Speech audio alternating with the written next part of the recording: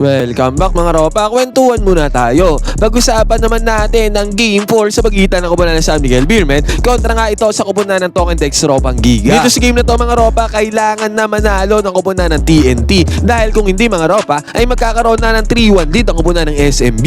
Pero iba naging plano dito ng koponan ng SMB mga ropa. Wala silang awa sa koponan ng Token Dex. Dahil itong Game 4 mga ropa ay kinuha pa rin ng SMB. Tatlong sunod-sunod na panalo na ang mayroon ng koponan ng San Miguel Beermen mga ropa. Hindi makaporma ang koponan ng Token Dex. Ngayon lang nangyari to mga ropa na kung saan tatlong sunod-sunod na talo ang tinamo ng koponan ng TNT sa may playoffs. Ginawang sisiw ng koponan ng SMB ang short-handed ng koponan ng Token Dex mga ropa. At dahil nga dyan mga ropa, nagkaroon na ng 3-1 lead ang koponan ng SMB.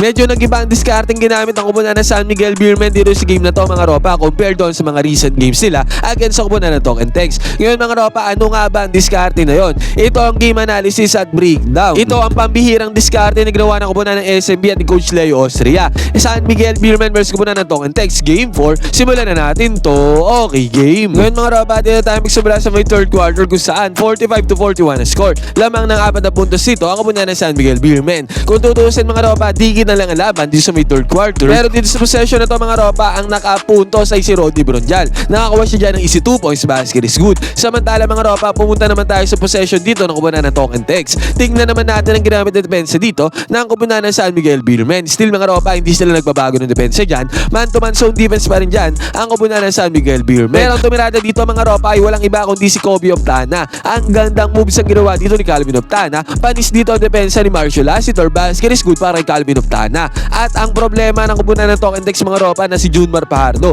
ay wala silang solusyon hanggang ngayon dito sa may Game 4. Nakakuha na naman ang bola si Junmar Pajardo dito sa may gitna sa may paint mga ropa. And guess what? Mostly mga ropa, pag nabigyan ng bola si Junmar Pajardo doon sa may ilalim ay wala talaga magawa ang depensa ng koponan ng Token Dex. Easy 2 points na naman kay Junmar Pajardo. Basket is good. At ang play na ginawa dito ng koponan ng San Miguel Beermen mga ropa ay pick and roll play. Nag-set ng screen si Junmar Pajardo dito sa may ibabaw mga ropa. Napaswitch dyan sa depensa ang koponan ng Token Dex. Pero heto naman talaga ang goal niyang play na yan mga ropa, ang mapaswitch nila sa depensa si Kelly Williams against kay CJ Perez. Ngayon mga ropa, ang dali lang iniwanan ni CJ Perez ang depensa dito ni Kelly Williams. Easy 2 points na nagawa dyan ni CJ Perez. Basket is good. Nakakuha naman ng fast break points dito ang koponan ng Token Dex mga ropa. Easy 2 points din para sa kanila. Yun nga lang mga ropa, dito sa may third quarter, hindi sila tuluyang makadikit dito sa score against sa koponan ng SMB. Ito na yung sinasabi ko mga ropa na kung saan medyo nag-iba ang diskarte ng koponan ng San Miguel Beermen dito sa may game na to. Maraming 3-pointers ang pinakawala ng koponan ng San Miguel Beermen dito sa may game 4 at mostly yun mga ropa ay pumasok para sa koponan ng San Miguel Beermen. Dito naman mga ropa, 1-on-1 lang to, wala nang play to, walang team play to mga ropa. Isolation lang para kay CJ Perez. Pero 3-pointer yan mga ropa, basket is good yan para kay CJ Perez, easy money. At ito na nga mga ropa, dito sa may fast break na koponan ng San Miguel Beermen. Agarang inanap ni Chris Ross dito si Marshall Lassiter. At si Marshall Lassiter naman mga ropa, ready to fire dito sa may 4-point area. Agarang pumukol ng 4-point shot dito si Marshall Lassiter mga ropa. At ang 4-point shot na to, itong pagkalayo-layo yung bomba na to, ay pumasok para kay Marshall Lassiter. Basket is good. Ito nga yung sinasabi ko mga ropa, sa may games 1, 2, and 3 mga ropa, ay hindi usually tumitirada ng 3-pointer ang koponan ng San Miguel Beermen. Pero dito sa may game 4 mga ropa, maraming long range bombs ang kanilang pinakawalan, including na nga itong 4-point shot na to ni Marshall Lassiter. Mismong si Coach Leo Austria na rin na nagsabi mga ropa sa may interview nila na medyo nag-iba talaga ang timpla ng koponan ng San Miguel Beermen in terms of play mga ropa dahil nga mas maraming long range bombs ang kanilang pinakawalan dito sa may game 4 and naging effective naman yun mga ropa. Nakasagot naman ang koponan ng TNT mga ropa, pick and roll gameplay. Nakakuha ng 2 points dyan si Poy Eram dahil sa may pick and roll gameplay na yan. Yun nga lang mga ropa, heto ulit. Marshall Lassiter ulit mga ropa. May hawak ng bola, nagbamando ng bola dito sa may ibabaw. Nagpaset siya ng screen dito kay Mo Tautua. Ginamit naman ni Marshall Lassiter yung screen na yan mga ropa at pagkagamit ng screen na yan, konting space, konting espasyo lamang ang kinailangan dito ni Marshall Lassiter para pumukol ulit ng 3-pointer mga ropa. May go signal yan ni Coach Leo Austria mga ropa. Another 3-pointer na naman ang pumasok para sa koponan ng San Miguel Beermen. Kung kaya't sa pagkakataon na to mga ropa, naging 62-50 ang score. Tumataginding na 12 points, lumabas sa 12 points sa kalamangan ng SMB dito sa may puntong to sa may third quarter. Yun nga lang mga ropa, biglang umabantay dito ang koponan ng Token Dex. Lahat ng yun mga ropa ay dahil kay Jordan Heading. Dito mga ropa, magandang play ang ginawa dito ng koponan ng Token Dex Ropang Giga. Nag-set sila ng screen dito sa may ibabaw, sabay roll ni Kelly Williams sa may gitna mga ropa. Kitang-kita natin dito yung show defense si Junmar Pajardo, yung close-out defense doon sa may ilalim. Ang naging decision maker dito mga ropa ay si Kelly Williams. At ang naging decision niya dito mga ropa, hindi niya na pinilit yung scenario dito against kay Junmar Pajardo. Pardo, kinik-out niya yung bola papunta kay Jordan Heading dito sa may left side corner 3-pointer. Na-attract naman dyan ni Kelly Williams yung konting depensa dito ng kupunan ng SMB.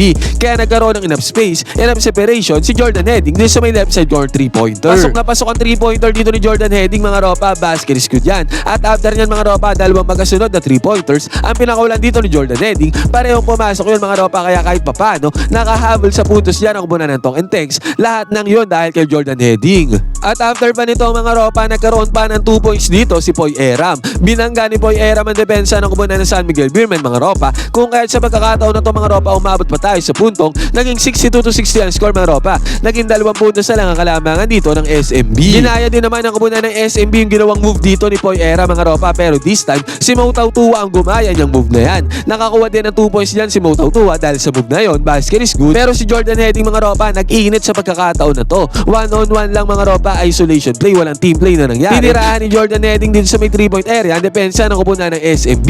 Sunod-sunod na long range bomb sa binakulan dito ni Jordan Heading at lahat ng yun mga ropa ay pumasok. Basket is good para Jordan Heading, easy money. Kung kaya't ang nangyari dito sa may senaryo na to mga ropa, naging 67-64 ang score. Lumamang pa ng 3 puntos ang kupunan ng Tong and Tex Ropang Giga na kung saan mga ropa, 12 puntos ang kalamangan ng kupunan ng San Miguel Beermen. Sa isang igla mga ropa, biglaan pang lumamang ang kupunan ng Tong and Tex dahil kay Jordan Heading. Nag-enjoy ka na at nanalo ka pa, piliin ang link na nasa may comment section, gamitin ang promo code na Johans, piliin ang sports option para makakuha ng 12,000 bonus. Ngayon mga ropa, dito sa possession ng kupunan ng SMB, Don Trollano may hawak ng bola, sinetan siya ng high screen dito ni Mo Tautua. At nung natrak na ni Don Trollano, ang dalawang defenders dito ng kupunan ng Tong and Tex, mabilisan lang na pangyayari yan mga ropa. Mabilis ang cut din ang ginawa ni Mo Tautua. Mabilis ang pasa din ang ginawa dito ni Don Trollano mga ropa para magkaroon ng easy 2 points pick and roll gameplay ang kupunan ng San Miguel Beermen, basket is good. At after nito mga ropa, ang best player of the game na si Jericho Cruz naman ang may hawak ng bola dito sa may ibabaw. At pansinin natin tong high IQ play na ginawa at sinet up dito ni Junmar Pardo para kay Jericho Cruz. Umatake dito si Jericho Cruz mga ropa at pansinin natin dito si Junmar Pardo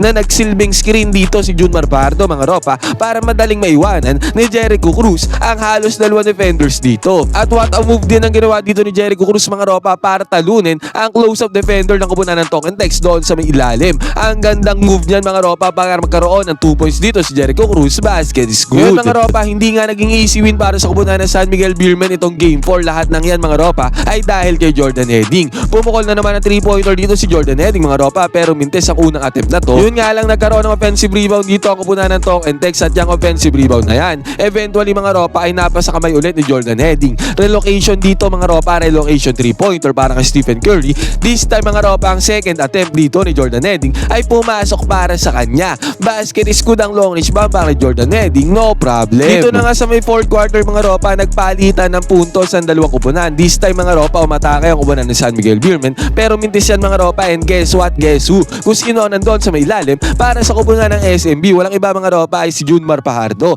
Second chance points dito para kay Junmar, easy money. At after nito mga ropa, good defensive play ang ginawa dito ni Don Trollano. At yan sa may good defensive play na yan mga ropa, nagkaroon ng easy 2 points si Don Trollano. Napadali ang kanyang trabaho. Defense turns into offense para sa kupunan ng San Miguel Beermen, easy money. Pero sinabi ko nga mga ropa, maganda naging laban dito sa may 4th quarter. Nagpalitan ng puntos ang dalawang kupunan.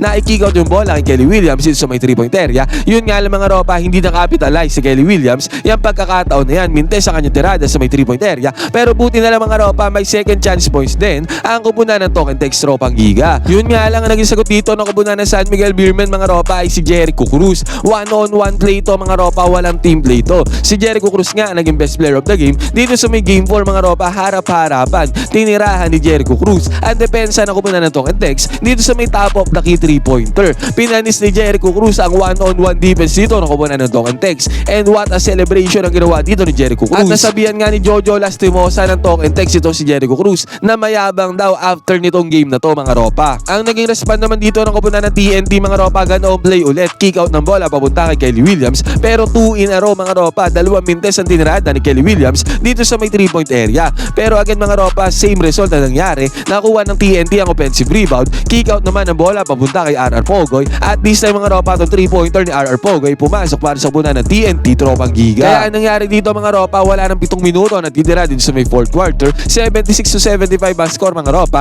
lamang lang ng 1 puntos dito ang kupunan ng San Miguel Beermen. Ngayon mga ropa, sa pagkakataon na to, dito na umalagwa sa opensa ang kupunan ng SMB. Nakakuha sila ng good defense dito mga ropa. At yung good defense yan mga ropa again turns into offense para sa kupunan ng San Miguel Beermen. Don Torollano ng una sa may fast break. Easy 2 points na naman ang nai-convert dito ni Don Torollano. Basket is good. Nakasagot naman dyan si RR Pogoy mga ropa ng kanyang 2 points. Yun nga lang mga ropa, dyan na nagkaroon ng run ng kupunan ng San Miguel Beermen. Naibigay yung bola papunta kay Junmar Pardo doon sa may ilalim at kitang-kita natin dito mga ropa yung react sa depensa ng kupunan ng Talk and Text. Talagang pinigilan nila si Junmar Pardo dito mga ropa. Tumulong na dyan si Jordan Heading. Ibig sabihin mga ropa, may isang player ang kupunan ng San Miguel Beermen na ma-open dito sa may 3-point area or ano kaya sa may mid-range. And guess what? Guess who mga ropa kung sino ang player na na-open para sa kupunan ng SMB? Walang iba mga ropa kundi ang nag-best player of the game dito sa laro na to na si Jericho Cruz. Good anticipation para kay Junmar Pardo para i-kick out yung bola kay Jericho Cruz. Tendency outcome nito mga ropa. Open na open dyan si Jericho Cruz sa may 3-point area. Basket is good ang open shot dito kay Jericho Cruz. Easy money. At pagkatapos ba nito mga ropa, harap-harapan dito sa may left side court 3-pointer. Step back 3-pointer ang ginawa dito ni Jericho Cruz. Dalawang magkasunod na 3-pointer sa pinakawalan dyan ni Jericho Cruz. No wonder mga ropa, kaya siya ang hinirang na best player of the game dito sa may game 4. At dahil dyan sa magkasunod na 3-pointers ni Jericho Cruz mga ropa, lumayo sa punto sa kalamangan ng SMB sa isang iglap lamang mga ropa na kung saan isa lang ang kanilang lamang, bigla ang lumayo sa punto sa kalamangan ng SMB dito sa may crunch time sa may 4th quarter. Pinanispa ni CJ Perez dito depensa ng kupunan ng TNT mga ropa sa atake na to. In your face ang ginawa dito ni CJ Perez, bulusok sa opensa ang kupunan ng San Miguel Beermen. Kumikig pa naman dyan ang kupunan ng Talk and Text mga ropa at nakapuntos pa sila ng dalawang sunod. Yun nga lang mga ropa, itong puntos na to ng kupunan ng Talk and Text ay hindi na enough para habulin ng San Miguel Beermen dahil kakaunti na lang ang oras dito sa may 4th quarter. Binigyan ba ni CJ Perez ng step back 3-pointer ng depensa ng kupunan ng TNT mga ropa? Basket is good yan para kay CJ Perez. Sumagot pa nga si Jordan Heading dito ng kanyang 4-point shot mga ropa. Pumasok din yan para kay Jordan Heading. Yun nga lang mga ropa, sa huli nga ay nakatirada na naman ang kupunan ng SMB. 3-1 na ang serye mga ropa. Hindi sila napigilan ang kupunan ng Talk and Text sa pagbulusok sa opensa doon sa mga huling minuto ng 4th quarter. Kaya ang ending nitong game na to mga ropa, biglang lumobo sa 14 points sa kalamangan ng SMB. 105-91 natapos ang game. Bulusok sa opensa ang kupunan ng SMB. What a run ang kanilang ginawa doon sa mga huling minuto ng 4th quarter para kuwanin itong game 4. 3-1 na ang serye mga ropa. Mauudlot na yata ang Grand Slam dream ng kupunan ng Talk and Text Ropang Giga. Ngayon mga ropa, ano masasabi nyo dito sa game na to at ano ang inyong prediction sa may game 5? Makakaisa pa ba ang kupunan ng TNT o tatapusin na ng kupunan ng San Miguel Beermen ang laban sa may game 5 at sila na ang mag-uuwi ng kampyonato dito sa may All Filipino Cup? Pwede kayo mag-comment dyan sa baba ng opinion. Magkwentuhan tayo.